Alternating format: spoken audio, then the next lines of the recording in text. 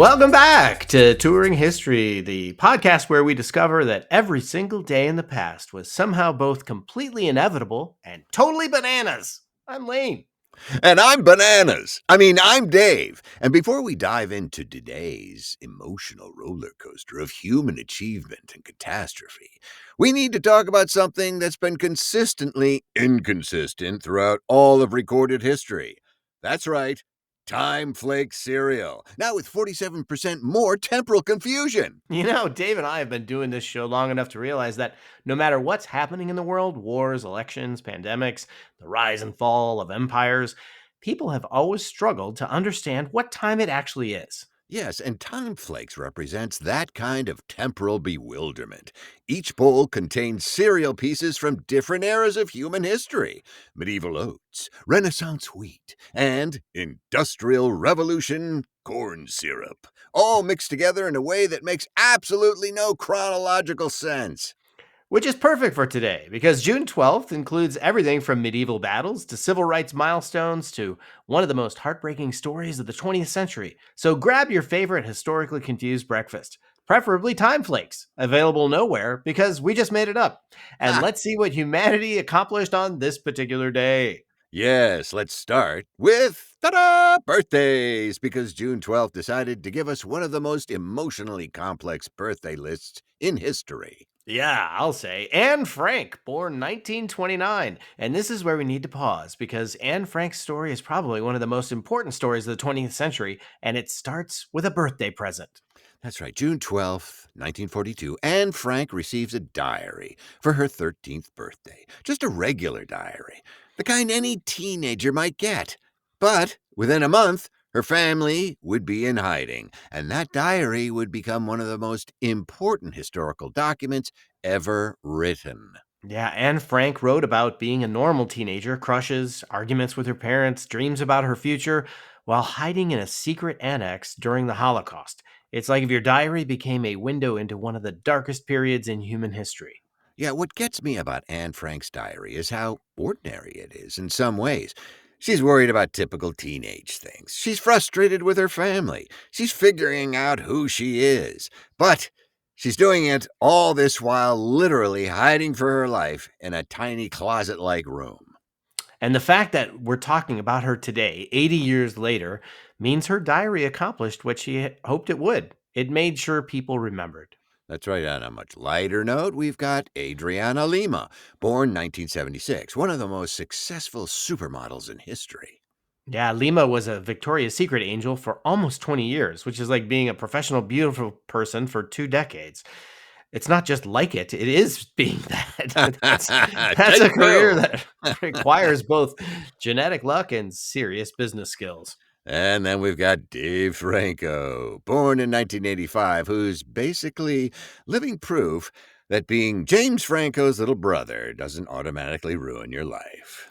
Dave Franco managed to carve out his own career in Hollywood, which is impressive when your older brother is, well, James Franco. There's a Yeah, lot. yeah. It's like your older sibling was really famous, but also really weird. And you had to figure out how to be successful without people constantly asking you to explain your sibling's life choices. What's with Yeah, him? he just showed up actually in the studio. I don't know if you're watching that on Apple TV with Seth Rogen, but Oh, no. he makes an appearance in the season finale. No Oh, spoilers, no spoilers. okay, okay. All right, let's move on to historical events, and we'll go chronological today, starting with 910 AD and the Battle of Augsburg, where the Hungarians defeat the East Franks using a feigned retreat. Ah, the old feigned retreat. It's Yes. basically the medieval version of I'm going home now. And then hiding behind a tree until your enemies get careless. Ha! The Hungarians were masters of this tactic. Masters! The Hungarians were masters of this tactic. They'd change Masters! into battle, engage the enemy, and then suddenly turn around and run away. Run Run away! away. I knew you were saying that. The East Franks would think, great, we won, and start chasing them in a disorganized mob. And then, ha! The Hungarians would turn around and destroy the pursuing army. Because a pursuing mob is not the same thing as an organized military formation. Yeah, it's like if you were playing tag and you convinced all the other kids to chase you into a dead end, except instead of tag, it's medieval warfare and the stakes are slightly higher. Yeah, like an Animal House when the guy leads the band into the alley and then turns and runs the other way. You and I are old enough to know that one. The feigned retreat is one of those tactics that works because it exploits basic human psychology. When you see someone running away, your instinct is to chase them, especially if you think you're winning. Ah, let's get Although, them. although you'd think that after the first few times this happened, armies would be like, "Wait, this feels familiar. Are we sure they're actually retreating?"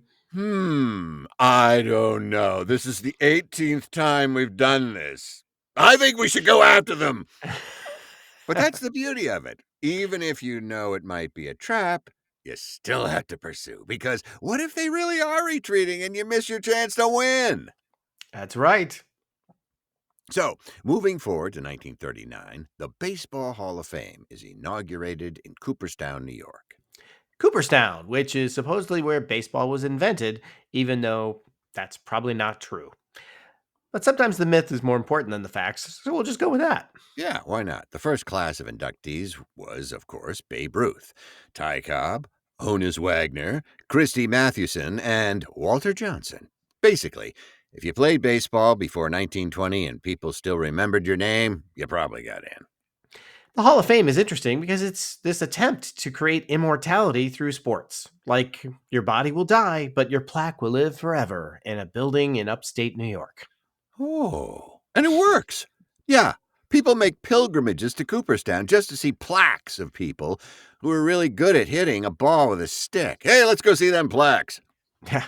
Speaking of athletic immortality, 1920 Man o' War sets a record in the Belmont Stakes. Well, Man o' War is basically the greatest racehorse in American history. He won 20 of 21 races, and the one race he lost was because of a terrible start where he was facing the wrong direction when the race began. How about that, jockey? I Yeah, think you're out of a job, dude. maybe. Can you imagine being so good at something that losing once because of a technical error becomes a famous story? It's like if Michael Jordan had a bad game because he tied his shoes wrong and people still talked about it 100 years later. Oh, yeah, you only made 75 points this game. That's really too bad about your shoes. Yeah, Man o' War was so dominant that after he retired, they had to create a new weight system for handicap races because no horse could compete with him carrying normal weight. They basically had to invent new rules to make horse racing fair again after Man o' War stopped racing. That's not just being good at sports, that's breaking sports and redefining it entirely. Yeah, well, now, go ahead. Tragedy and triumph, Lane. Oh, thanks, Dave. Give me the uplifting things like the Civil War. Yeah, Now we're getting into the civil rights era. Not you Civil take War, this one. civil rights. It's also fraught with landmines. June 12th as both heartbreak and hope. 1963, civil rights leader Medgar Evers is assassinated in Mississippi. Evers was the NAACP field secretary for Mississippi, working to desegregate schools and register black voters. He was shot in his driveway by a white supremacist named Byron de la Beckwith. Yeah, what's particularly tragic about Evers' assassination is that he'd been receiving death threats for years. He knew the danger he was in, but he kept doing the work anyway. Evers was 37 years old, married with 3 children, and he was just trying to make Mississippi a place where his kids could grow up with equal opportunities. And here's what's infuriating. Beckwith wasn't convicted until 1994, 31 years after the murder. The Mississippi justice system basically ignored a clear cut assassination for 3 decades. But then, 4 years later, June 12, 1967, we get Loving versus Virginia, where the Supreme Court strikes down bans on interracial marriage. Richard and Mildred Loving, and yes, that was their actual last name, which is either the most perfect coincidence or the universe has a sense of humor. That's right, the Lovings were arrested in Virginia for being married. Because she was black and he was white, and Virginia had laws against interracial marriage. They had to leave Virginia and live in Washington, D.C. just to be legally married. Imagine having to move to a different state because your marriage was illegal. The Supreme Court ruled unanimously that marriage is a fundamental civil right, and states can't restrict it based on racial classifications. It's one of those decisions that seems obvious now, but at the time, 16 states still had anti-miscegenation laws on the books. And I can't say that word. Misogynation. Eh, Well, I know it's misogyny, miscegenation. You yeah, know what I'm saying. yeah, They yeah, yeah, yeah. 16 states said you can't do that. Think of missing your massage. Yeah. And the loving decision became the legal foundation for same sex marriage rights decades later. Civil rights victories build on each other, Lane. Yes. And on a much lighter note, 1972, Popeyes is founded in Louisiana, which might seem trivial, but it's actually part of this interesting trend in fast food branding. Love that bacon to pot shot. Something like that. Yeah. Popeye's Louisiana Kitchen. The full name is important because it's all about that Louisiana identity. They're not just selling fried chicken, they're selling a regional food culture. Yes, Dave. And it worked. Popeyes became famous for having a distinctive Louisiana flavor profile that was different from KFC or Church's chicken. Yeah, it was hot. What's interesting is that Popeyes was founded during this period when fast food chains were starting to realize that having a unique brand identity was as important as having good food. McDonald's had the Golden Arches and Ronald McDonald. Burger King had Have It Your Way.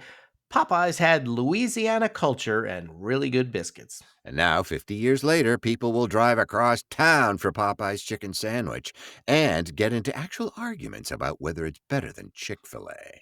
Hmm. The fact that we're having cultural debates about fast food chicken sandwiches is either a sign of American prosperity or American decline. I'm not sure which, but I'm not I'm sure either. curious if we're going to see, you know, Tommy's Tommy's Florida style python sandwiches. Ooh, that beats Jilly's Gator sandwiches any day. Those might be our sponsors of tomorrow, Dave. They That's right, may be. because they both taste like chicken. Do Yes. you know what, Lane? Speaking of food confusion, that's worth getting confused about.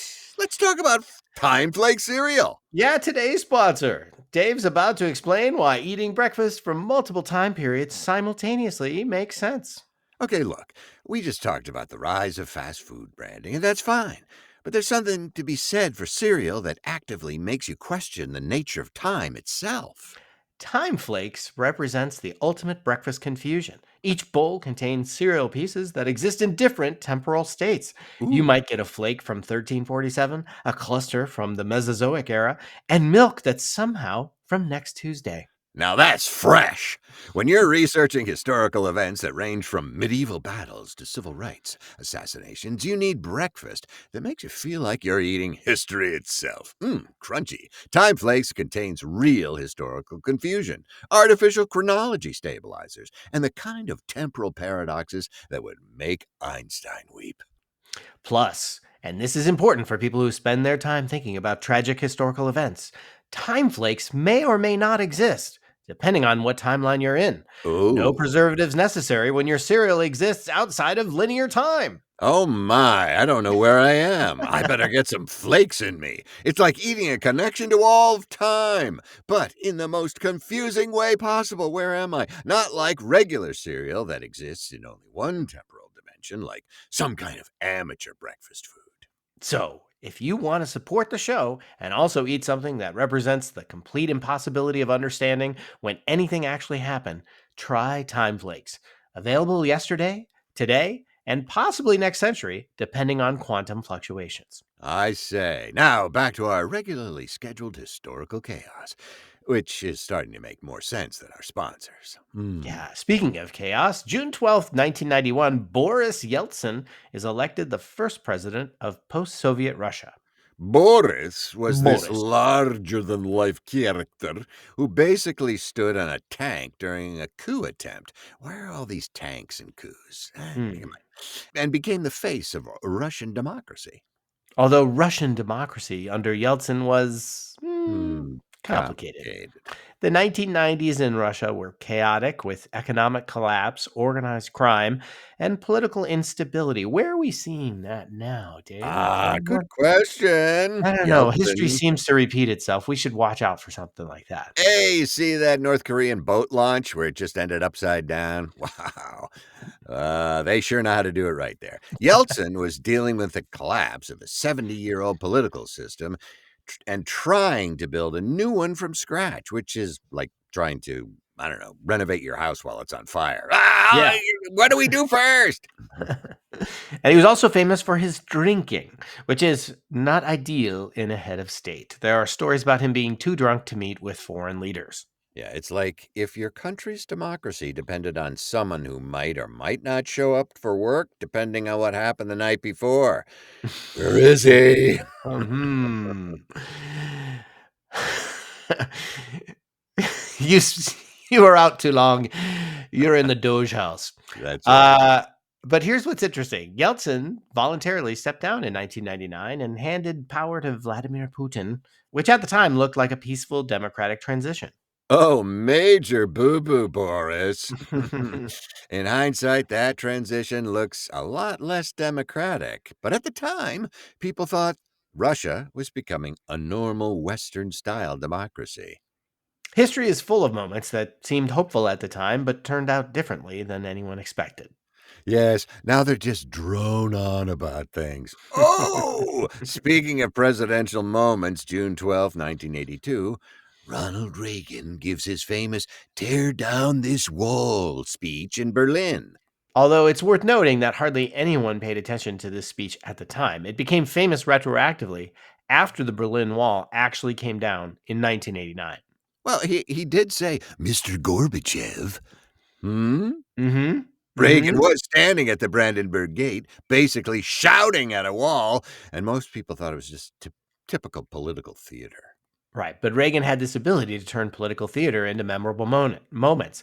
Mr. Gorbachev, tear down this wall is one of those lines that sounds better every time you hear it.